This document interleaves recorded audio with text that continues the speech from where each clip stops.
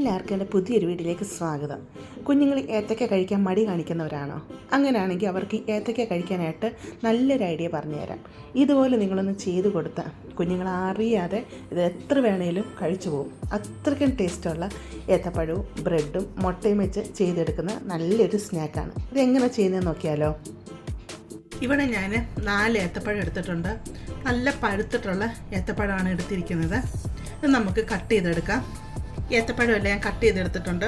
ഈ രീതിയിലാണ് കട്ട് ചെയ്തെടുത്തിരിക്കുന്നത്. ഇവിടെ ഞാൻ ഒരു പാത്രം അടുപ്പത്ത് വെച്ച് കൊടുത്തിട്ടുണ്ട്. പാത്രം ചൂടായി വരുമ്പോഴത്തേക്ക് 1/2 ടേബിൾ സ്പൂൺ നെയ്യ് ഇട്ട് കൊടുക്കാം. കട്ട നെയ്യായതുകൊണ്ട് 1/2 ടേബിൾ സ്പൂൺ എന്ന് പറഞ്ഞ് നിങ്ങളിപ്പോൾ ലൂസായിട്ടുള്ള നെയ്യാണെങ്കിൽ 1 ടേബിൾ സ്പൂൺ എടുക്കണേ. ഇതിലോട്ട് അരിഞ്ഞെടുത്തിരിക്കുന്ന ഏത്തപ്പഴം ഇട്ട് കൊടുക്കാം. നെയ്യിക്കിടന്ന് ഏത്തപ്പഴം ഒന്ന് വാടി വരണം. ഏത്തപ്പഴം പകുതി വരെ വാടി വന്നിട്ടുണ്ട്. ഇതിലോട്ട് 1 ടേബിൾ സ്പൂൺ പഞ്ചസാര ഇട്ട് കൊടുക്കാം. ഏത്തയ്ക്ക നല്ല പഴുത്തിയായിട്ട് നല്ല മധുരമുണ്ട്. അതുകൊണ്ടാണ് 1 ടേബിൾ സ്പൂൺ ഇട്ട് കൊടുത്തത്. മധുരം കുറവുള്ള ഏത്തയ്ക്കാണെങ്കിൽ നിങ്ങളുടെ മധുരത്തിനനുസരിച്ച് പഞ്ചസാര ഇട്ട് കൊടുക്കാമേ. പഞ്ചസാരയോട് ചേർത്ത് നല്ലതായിട്ട് ഇതിനെ ഇളക്കിയെടുക്കാം. പഞ്ചസാര മെൽറ്റ് വരുമ്പോൾ പെട്ടെന്ന് ഇതങ്ങ് കുഴഞ്ഞ് വരും ഏത്തയ്ക്ക. ഇതിലോട്ട് 1/2 ടീസ്പൂണ് ഏലക്ക പൊടിച്ചതോടെ ഇട്ട് കൊടുക്കുകയാണ്. എല്ലാം കൂടെ ചേർത്ത് നല്ലതായിട്ട് അങ്ങ് മിക്സ് ചെയ്യാം. തീ മീഡിയത്തിലിട്ടിരിക്കുന്നത് കേട്ടോ. ഏത്തപ്പഴോട് ഫ്രൈ ആയി വരുമ്പോഴത്തേക്ക് നമുക്ക് അടുത്ത പരിപാടികളൊക്കെ ചെയ്യാം. ഇവിടെ ഞാൻ 10 ബ്രെഡ് എടുത്തിട്ടുണ്ട്. ബ്രെഡിൻ്റെ 4 സൈഡ് ഭാഗം കട്ട് ചെയ്ത് മാറ്റിയതാണ്. അത് നമുക്ക് എടുത്ത് വെക്കാം. ഒരു പീസ് ബ്രെഡ് ഇങ്ങനെ എടുക്കുക. ചപ്പാത്തിയൊക്കെ പരത്തുന്ന റോളുണ്ടല്ലോ, ആ റോളും കൊണ്ട് നല്ലതായിട്ട് ഇതങ്ങ് പ്രസ് ചെയ്തങ്ങ് പറ്റിയെടുക്കാം.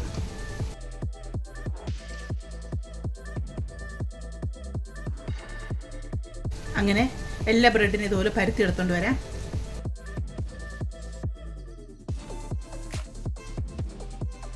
ഏത്തപ്പഴം ഇവിടെ റെഡി ആയിട്ടുണ്ട്. നമ്മളിങ്ങനെ പ്രസ് ചെയ്യുമ്പോൾ നല്ലതായിട്ട് ഇങ്ങനെ പ്രസ്സായി വരണുണ്ടോ, ഇങ്ങനെ കുഴഞ്ഞ് വരണം. ആ രീതി വേണം ഏത്തപ്പഴം കിട്ടാനായിട്ട്. ഈ സമയം സ്റ്റവ് അങ്ങ് ഓഫ് ചെയ്യാം. ഇനി ഇതൊന്ന് തണുക്കണം. ഇത് തണുക്കാനായിട്ട് മാറ്റി വെക്കാം. ഇവിടെ ഞാൻ ഒരു പാത്രം എടുത്തിട്ടുണ്ട്. ഇതിലോട്ട് 2 മുട്ട പൊട്ടിച്ചിട്ട് കൊടുക്കാം.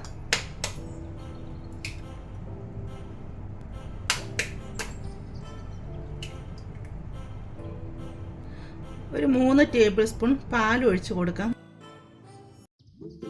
1/4 ഗ്ലാസോളം പാൽ ഒഴിച്ച് കൊടുത്തിട്ടുണ്ട്.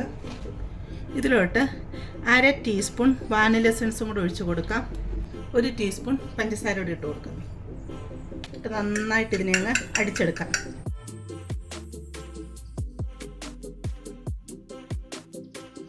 പാല് മുട്ടയൊക്കെ ഇവിടെ അടിച്ചെടുത്തിട്ടുണ്ട്.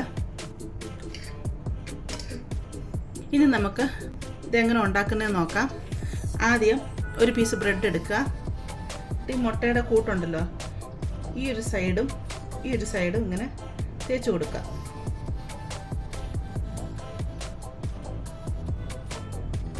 ടോസ്റ്റ് ചെയ്തെടുത്ത ഏത്തപ്പഴം ഉണ്ടല്ലോ, അത് ഇങ്ങോട്ടങ്ങ് വെച്ച് കൊടുക്കുക.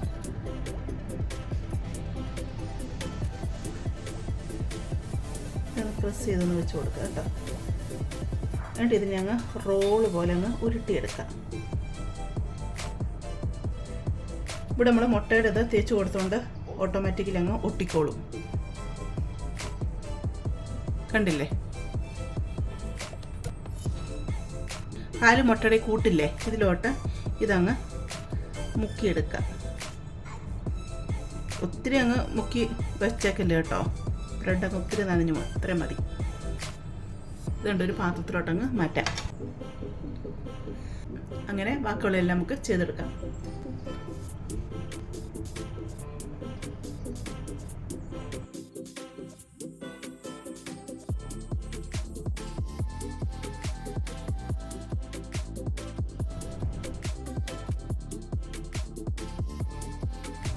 അതുപോലെ നിങ്ങളുടെ കയ്യിൽ ചോക്ലേറ്റ് സ്പ്രെഡോ ന്യൂട്ടിലോ വല്ലതും ഉണ്ടെങ്കിൽ ബ്രെഡ് ഇങ്ങനെ വെച്ചിട്ട് ആദ്യം ന്യൂട്ടിൽ അങ്ങ് തേച്ച് കൊടുക്കണം. അല്ലെങ്കിൽ ചോക്ലേറ്റ് സ്പ്രെഡ് കുഞ്ഞുങ്ങൾക്കൊക്കെ കൊടുക്കാനാണെങ്കിൽ അത് തേച്ച് കൊടുത്തിട്ട് പിന്നെ മുട്ട തേക്കേണ്ട ആവശ്യമില്ല.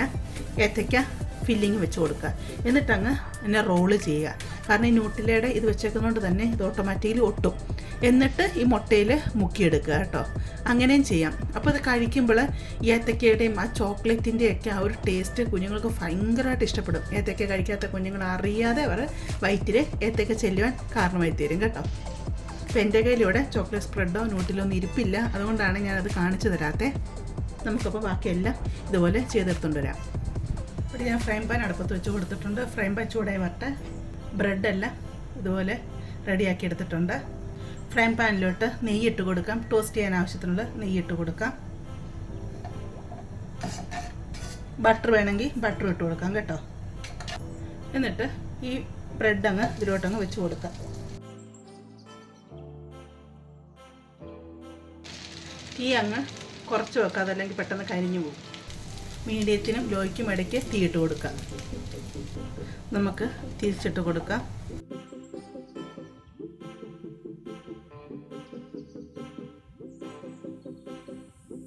നമുക്ക് എത്രത്തോളം ഇത് ഫ്രൈ ആയി കിട്ടണം അതനുസരിച്ച് നമുക്ക് തിരിച്ച് മറിച്ചൊക്കെ ഇട്ട് കൊടുത്ത് ഇത് നമുക്ക് ഫ്രൈ ചെയ്തെടുക്കാം. ഈ സൈഡ് ഭാഗമൊക്കെ ഫ്രൈ ആയി വരണമല്ലോ. സൈഡ് ഭാഗമൊക്കെ ഇതുപോലെ ഒന്ന് ചരിച്ചൊക്കെ ഒന്ന് വെച്ച് കൊടുക്കാം കേട്ടോ.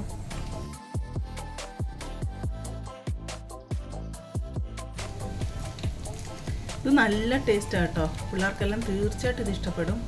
ഇത് തയ്യാറാക്കി നോക്കാത്തവർ ഇങ്ങനെ ഒന്ന് തയ്യാറാക്കി നോക്കണം കേട്ടോ. അങ്ങനെ ബ്രെഡും കൊണ്ടുള്ള സ്നാക്ക് ഇവിടെ റെഡി ആയിട്ടുണ്ട്. ഇതിൻ്റെ ബനാന ഫ്രഞ്ച് ടോസ്റ്റ് എന്ന് പറയുന്നത് കേട്ടോ.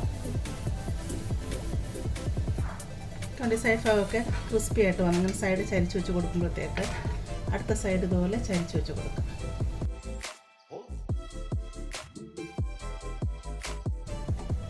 നമുക്കിതൊരു പ്ലേറ്റിലോട്ട് അങ്ങ് മാറ്റാം. ബാക്കിയുള്ളതും നമുക്കിതുപോലെ ഫ്രൈ ചെയ്തെടുക്കാം.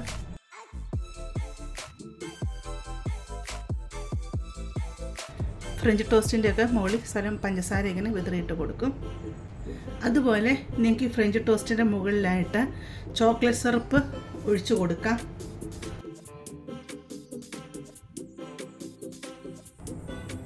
അതല്ലെങ്കിൽ നിങ്ങൾക്ക് ഹണി ഒഴിച്ചു കൊടുക്കാം.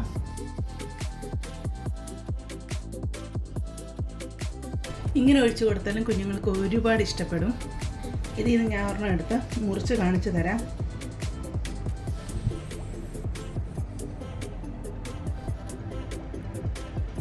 കണ്ടില്ലേ, നല്ല ടേസ്റ്റാണ് കേട്ടോ. അന്നേരം നിങ്ങളെല്ലാവരും ഇത് ട്രൈ ചെയ്ത് നോക്കുക. നിങ്ങൾക്ക് ഇഷ്ടപ്പെടുകയാണെങ്കിൽ ചാനൽ സബ്സ്ക്രൈബ് ചെയ്ത് സപ്പോർട്ട് ചെയ്യുക. അത് ലൈക്ക് ചെയ്യുക. നിങ്ങൾ ഫാമിലിയോട്ട് ഫ്രണ്ട്സിലോട്ടൊക്കെ ഷെയർ ചെയ്ത് കൊടുക്കുക. നിങ്ങളുടെ ഫീഡ്ബാക്ക് അറിയിക്കുക. നമുക്കിനി പുതിയ വീഡിയോ ആയിട്ട് അടുത്ത ദിവസം കാണാം.